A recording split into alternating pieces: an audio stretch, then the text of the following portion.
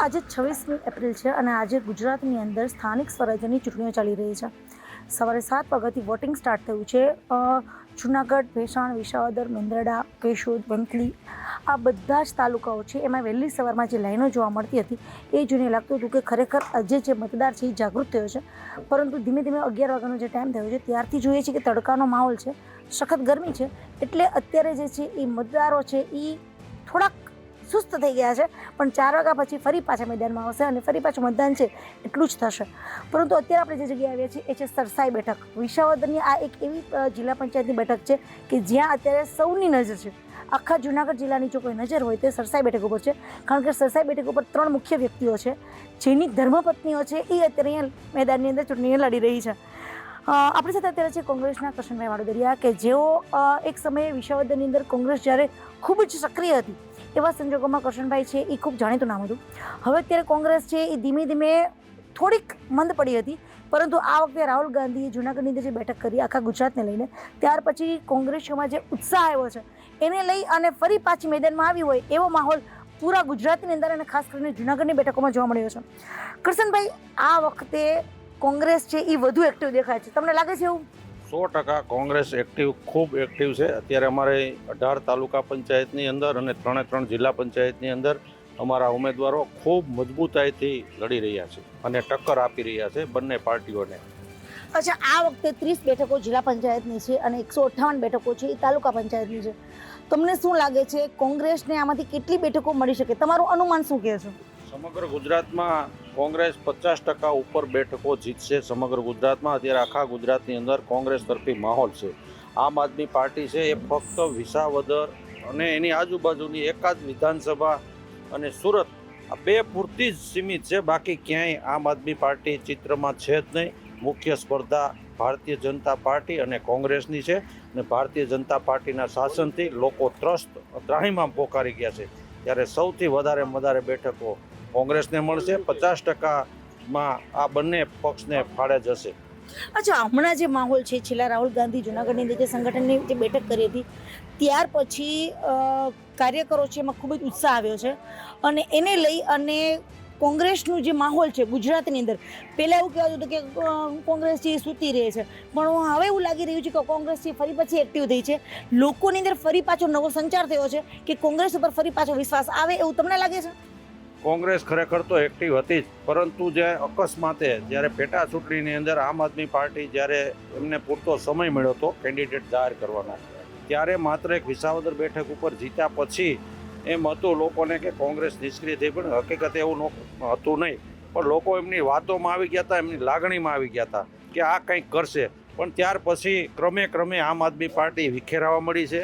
એમના જે દિગ્ગજ નેતાઓ હતા એ એક પછી એક પાર્ટી છોડીને જવા મળ્યા છે અને ગઈકાલે એ 2 દિવસ પહેલાં દિલ્હીની અંદર જેનું મુખ્ય હેડક્વાર્ટર છે અને જે પાર્ટીનું બંધારણ ઘડવાવાળા મુખ્ય જે વ્યક્તિઓ હતા એ લોકો પાર્ટી છોડીને બીજેપીમાં સામેલ થઈ ગયા છે. એટલે દિલ્હીથી પાર્ટી વિખાવાની શરૂ થઈ ગઈ છે અને ગુજરાતમાં આ જે ભાઈ ધારાસભ્ય અમારા અહીંના છે એ લગભગ એવું લાગે છે કે છેલ્લે તાળું મારવાવાળા એ એક વધશે અને તાળું મારીને જશે. તો કહી રહ્યા છે કે ગોપાલભાઈ ઇટેલે કદાચ તાળું મારીને જ જશે આમ આદમી પાર્ટીમાંથી, કદાચ એ પણ વંડી ઠેકી જાય એવું કરશનભાઈ વડોદરાનું કહેવું છે. કરશનભાઈ, સરસાઈ બેઠક ઉપર અત્યારે તમારા ધર્મપત્ની લડી રહ્યા છે, સાથે સાથે વિપુલભાઈ કાવાણી જે ભાજપના છે, જે એક વખત ઉપપ્રમુખ હતા, એમના ધર્મપત્ની છે, અને સાથે સાથે હરેશભાઈ સાવલિયા કે જૂનાગઢ આમ આદમી પાર્ટીના જિલ્લા પ્રમુખ છે, એમના ધર્મપત્ની છે. આ 3 મહિલાઓ છે, તેની પાછળ 3 સક્ષમ પુરુષો છે. તમને શું લાગે છે સરસાઈ બેઠક કોંગ્રેસ માટે કેટલી મહત્વની અને તમારી સરસાઈ બેઠક માટે ખાસ શું તૈયારી? કોંગ્રેસ માટે સરસાઈ બેઠક, હું તો જો કે 2 વખત મારા ધર્મપત્ની સરસાઈ બેઠક ઉપર આવા માહોલમાં પણ જિલ્લા પંચાયતમાં ચૂંટાયેલા. આ વખતે મારી ત્યાં બક્ષીપંથની સીટ આવતા હું ખાલસારી બેઠક, આ વખતે બક્ષીપંથની આવતા હું સરસાઈ બેઠક લડવા માટે આવ્યો છું. અને અહીંના લોકોમાં, અહીંના આગેવાનોમાં ખૂબ ઉત્સાહ હતો કે કરશનભાઈ તમે અહીંયા લડવા આવો, અને અહીંના કાર્યકરોના આમંત્રણથી હું અહીંયા લડવા આવ્યો છું અને અમારી પાર્ટીના કાર્યકર્તાઓમાં ખૂબ ઉત્સાહ છે. એટલે 100% મારી જીતની શક્યતાઓ સૌથી વધારે છે બંને પાર્ટી કરતાં, અને લોકો ઉત્સાહથી મતદાન કોંગ્રેસ તરફી કરી રહ્યા છે. અચ્છા, આપને શું લાગે છે સરસાઈ બેઠક ઉપર આપ ઉમેદવારી કરી રહ્યા છો? કાલસારી બેઠક ઉપર ઓલરેડી તમે સભ્ય હતા, હવે તમે અત્યારે સરસઈ બેઠક ઉપર આવ્યા છો, તમને શું લાગે છે સરસઈ બેઠક તમને કેટલી સફળતા પાવશે અને તમે સરસઈ બેઠક માટે શું કરવા માંગો છો? ખરેખર ત્યાં કેવી સમસ્યાઓ ખાસ કરીને જોવા મળી રહી છે? મને 100% જીતનો આશા જ છે, મને લોકો ઉપર પણ વિશ્વાસ છે અને એ લોકોને પણ અમારા ઉપર પૂરો વિશ્વાસ છે અને અમને 100% જીત અપાવશે. અને જો જીતી જશું તો અમે એ લોકોના દરેક કોઈ એને ગામડાને લગતા કાર્ય જરૂર કરશું અમે. અચ્છા, સરસઈ બેઠક અમે અત્યારે ગયા ત્યારે રસ્તો ખૂબ જ બિસ્માર છે. લાગે છે કે સરસઈ બેઠક ઉપર અત્યાર સુધી જે કોઈ ચૂંટાઈને આવ્યા હશે કદાચ એ રસ્તેથી પસાર નહીં થયા હોય, તમને શું લાગે છે એ રસ્તો કરવાની ખાસ જરૂર છે ખરી? હા, 100%. કરશનભાઈ, તમારા માટે છેલ્લો સવાલ. સરસઈ બેઠકની સાથે સાથે વિસાવદરની અંદર કોંગ્રેસનો માહોલ કેવો છે અને કોંગ્રેસના માહોલને લઈ અને ખાસ શું એવી તૈયારી કરવામાં આવી રહી છે કે જેથી કરીને આવનારી 2027માં પણ આ ચૂંટણી છે એટલી મદદરૂપ થઈ શકે?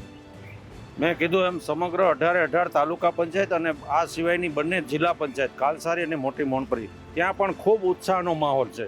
કોંગ્રેસ પ્રત્યે લોકોને હવે એમ થયું છે કે ખરેખર કોંગ્રેસ એ જ એક સાચો વિકલ્પ છે અને આ જે નવી પાર્ટીઓ આવી છે એ ભારતીય જનતા પાર્ટીની બી ટીમ તરીકે કામ કરે છે એવું અહીંના લોકોને હવે સાબિત થઈ ગયું છે.